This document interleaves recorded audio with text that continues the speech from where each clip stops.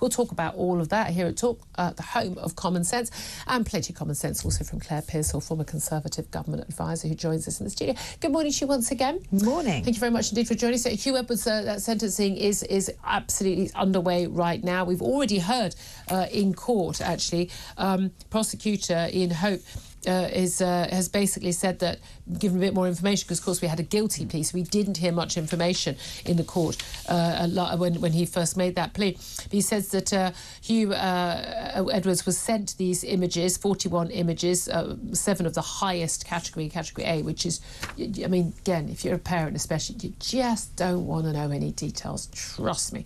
It's as bad as it could be. But he said that Alex Williams, then a 19-year-old university student, made contact with Edwards back in 2018 over social media, basically contacting famous people. And as was often the case, it was like, Huw Edwards was the only one who got back. But why? Because he wanted something from him. They talked online for years, on and off. They met in person once. They had a video call. Alex Williams was then arrested in August 2022. His phone and other devices were seized. He'd been using a browser to access the dark web and was downloading and distributing indecent images of children. He was sent them to a number of different people, including Huw Edwards. Now, this man was given a 12-month suspended sentence. Again, I think most of us are just horrified that someone distributing those images, victimising those children yet again, doesn't get sent to jail. What do we send people to jail for anymore, people? Oh, well, if he'd written a tweet about it, he probably would have gone to jail, wouldn't he? But there we are. Then Huw Edwards was arrested on 8th of November last year, but police didn't recover his phone. Apparently they had sexual in nature conversations, and that Huw Edwards had paid Alex Williams a total of about £1,000 to £1,500, apparently to support him at university. But this has echoes of the 17-year-old, now 21-year-old, who was being paid basically £35,000 in total by Huw Edwards for, I mean, again, legally, it would turns out no crime was committed, but Huw Edwards paying this under 18 to send him explicit photographs. Now, the mother of this now 21-year-old has written to the newspapers an open letter in the Sun today, basically talking about just how devastating this was to the family, and again going to the BBC, exposing what Huw Edwards was doing, a supposedly happily married man with 4 children, heterosexual, but paying a teenage boy for explicit photographs, exploiting him when he was homeless, on drugs and drink. It is so disgusting, and it's so beneath any normal human being, let alone someone who was one of the most trusted people in the nation. And I think that's the difference, isn't it? He was a trusted face. He was on the news, and we knew that if Huw Edwards came out, he would know what he was talking about. He was a trusted individual, a professional at his job. And then you hear all of this, and I don't care that he did say, please don't send me underage images. We know he did. One of the messages was, don't send underage images. But you didn't report the guy who was sending you them. And that's the thing, 7-year-olds. And you can't even go there, can you? Because it's going to be horrendous. I've got enough of an issue even when they're they were saying 13 to 15 years old. Again, I've always said that. So when you talk about some of these cases that come to light, people go, oh, well, difficult to tell. I know when I was 15, I looked older than I was. But you know what? I was clearly a teenager. This is a middle-aged man, But you know what? I know what a 13-year-old looks like. A 13-year-old looks like a kid. I know, and it comes to something when everyone's saying, oh, well, it's not just a 7-year-old. So, it's all right because some of them were 13 or 14. Yeah. It's like, that is not all right, this is the pornification of society generally, the normalisation. And again, if you look at what is supposedly, normal adult porn, it's full of incestuous relationships, it's full of abuse, it's full of violence, strangulation, porn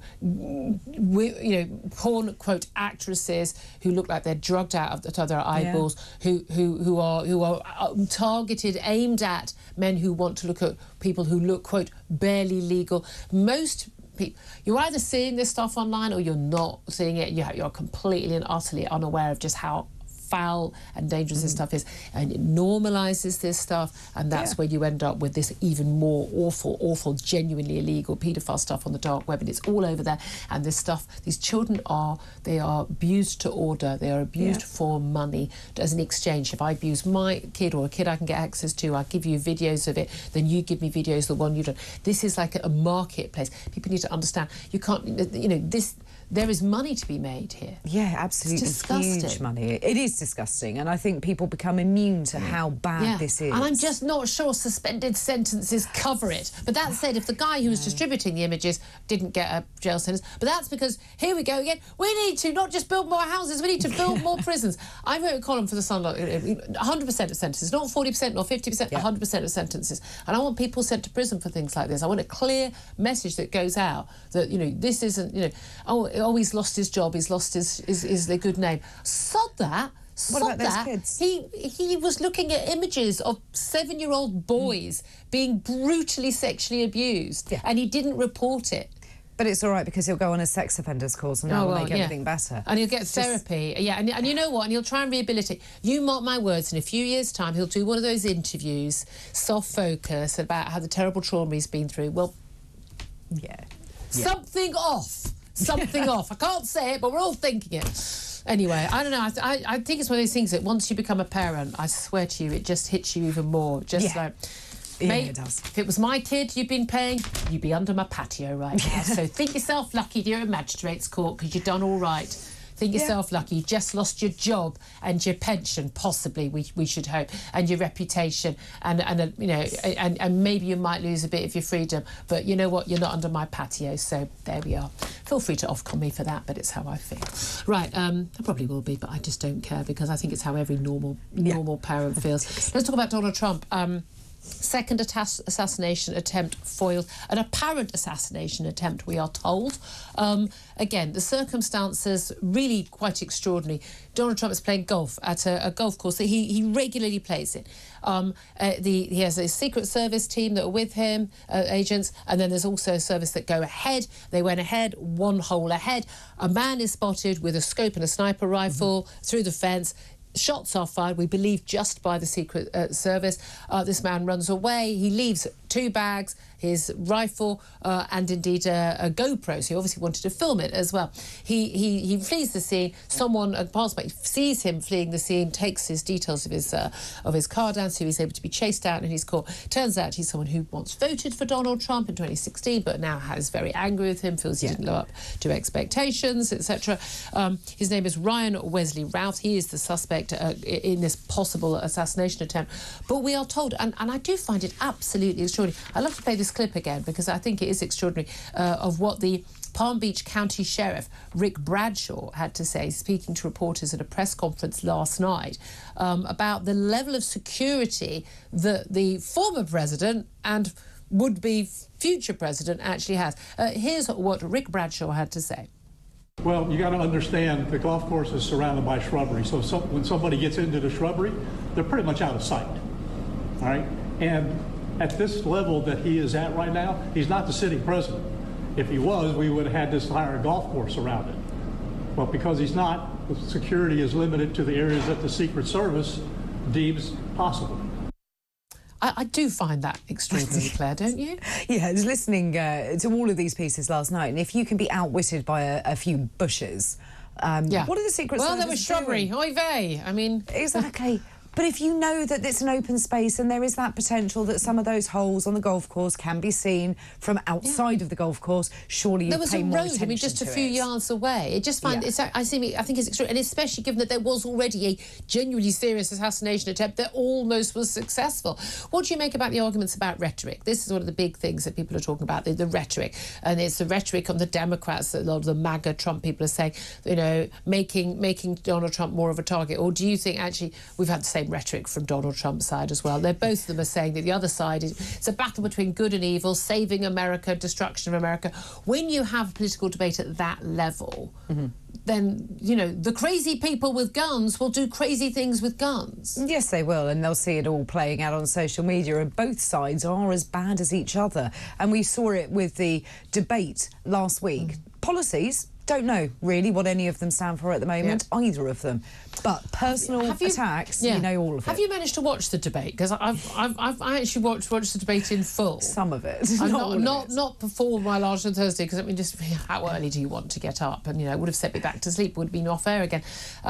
It was hard. It was hard work. And I don't think that the questioners were actually really getting to the nub of lots of things, and they kept allowing both Trump and Harris to just completely just go off on complete, random topics that we're not talking about that, we're talking about this. Answer this question. Yes, and I think there's a lot of that in American politics. You don't get somebody who is saying, right, no, this is your time to speak, this is what we're going to talk about, and keep them to a really strict time limit. And also, they kept them to that, but also to say, no, but don't talk about immigration, that's not what we're talking about. Yeah, and I think there needs to be a lot better. I still think Donald Trump, and I said this on the day after, I still think that Donald Trump deliberately did the Haitian immigrants eating cats and dogs because he knows that people will be talking about that quote, and therefore people are talking about immigration. Yes. And that's his strongest selling point. Yeah, and it's been all over I genuinely, I think he's more wily than people think he is. I really do. Yeah, Let's also go back to the small matter of clothing. Did you get a clothing allowance for your lovely top today? No. You had to pay for it yourself? I did, yes. Out of my salary. Yes, exactly. And I didn't get, as I've been pointing out all morning, quite obviously don't have a clothing allowance. I'm just like, High Street Julia, High Street Nothing HB. wrong with Nothing wrong with it. I'm totally High Street all the way. But Keir Starmer is now facing an investigation for failing to disclose that a Labour donor, that's Lord Wahi Ali, had paid for £5,000 worth of clothes for his wife Victoria. I want to know your reaction to that. Love to hear your thoughts on all the stories we're discussing, but particularly on this. 0344 499 1000 is the number to call. You can text on 87222 or get in touch on X at talkTV. Calls are charged at the national rate. Text costs one standard network rate. Message, of course. But we knew about this 20 grand that was given to Keir Starmer as part of the election campaign to pay, paid for his suits, paid for his glasses. We said 6 different pairs of glasses. How forgetful is the guy? Is he going to lose his red box as well? We're both going, got one pair of glasses, seems to manage, you know. We know that no money's been given to David Lammy to buy smart shoes to when he goes to America on official business as our foreign secretary. He's not wearing trainers. But, coming up with this suit, I mean, seriously, kids are sent home from school for wearing trainers with their blazer and trousers. I think the same rule should be, they should literally have said, go home. Everyone's going, he was travelling on a plane. You could still be smart getting on the plane. I wear trainers on the plane, but I'm not the foreign secretary, But what were his advisors doing? That was one of my jobs, to make sure that my minister looked correct. Yeah. And that's what you do. By the way, female ministers have to sort of go around on heels most of the time. Yes. And, much harder than wearing a smart pair of leather shoes, for goodness sake. But anyway, I know this stuff, it doesn't matter, but it also does. I tweeted out about this, genuinely. Thousands of replies from people saying, have you not got anything better to talk about? I'm thinking, and yet you have nothing better than to reply to a tweet said 2 days ago. Really, let's weigh this up. But I mean, there is an argument that people in the public eye have to, are expected to wear different, because she can't wear the same dress every day. But these are also people, she doesn't have an official role, does she? No, she doesn't, but she also has her own salary. I mean, if she does have She has a job. Yeah. So if she does have to accompany her husband somewhere, I'm sure she can manage to go and purchase something. Yeah, I would have thought that, wouldn't it?